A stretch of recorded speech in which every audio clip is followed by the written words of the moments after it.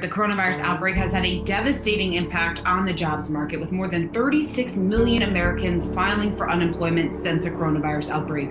Well, a new study out by the University of Chicago actually found that 42% of recent layoffs will become a permanent job loss. For every 10 coronavirus-induced job losses, only 3 were created. So as we look at companies like Amazon or Walmart that have hired in the midst of this pandemic, we're finding that it's just not enough to set the staggering amount of losses, and that is likely to continue for several reasons. A labor union representative says over 600 Philadelphia airport workers he represents from the Service Employees Union have been laid off. We've seen something like 63 million aggregate jobless claims since the beginning of the crisis, and we've seen 7.4 million of those claims since the PPP effectively ended at the end of July, when the money was pretty much spent.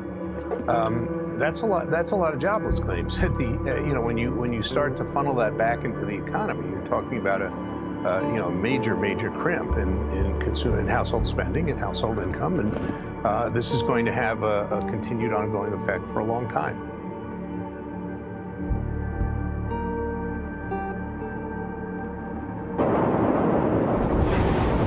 Extraordinary images tonight of deadly explosions felt by millions in Lebanon. Blasts that shook a city and injured thousands. This was the first, coming just after 6 in the evening at Beirut's main port, sending up a plume of thick smoke. Beneath it, fires raging and flashes of light, filmed by nearby residents.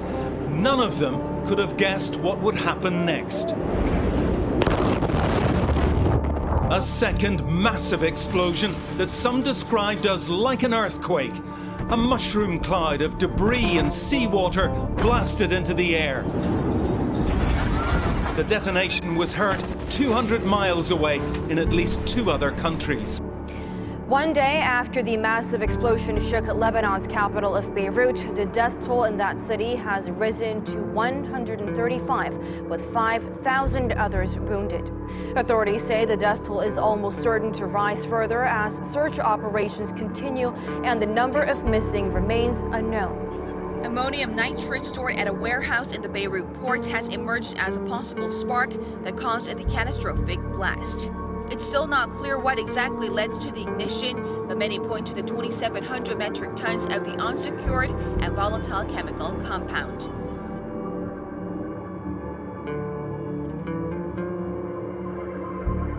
Across this country, all 50 states now have begun the difficult and careful task of reopening.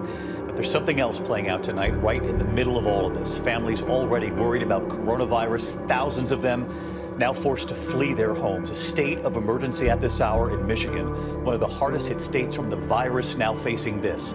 Homes swept away by the flooding, the images coming in tonight. 2 dams failing. There had been so much concern that this could happen, and it has, with dire results. And look at this tonight, homes being lifted off their foundations. This image sadly playing out more than once as homes could be seen floating away. And it's impossible to imagine tonight what these families are going through, already trying to stay safe in this pandemic, now in shelters, trying to keep a safe distance from strangers. Many not knowing if they'll have a home to return to, and if so, in what condition.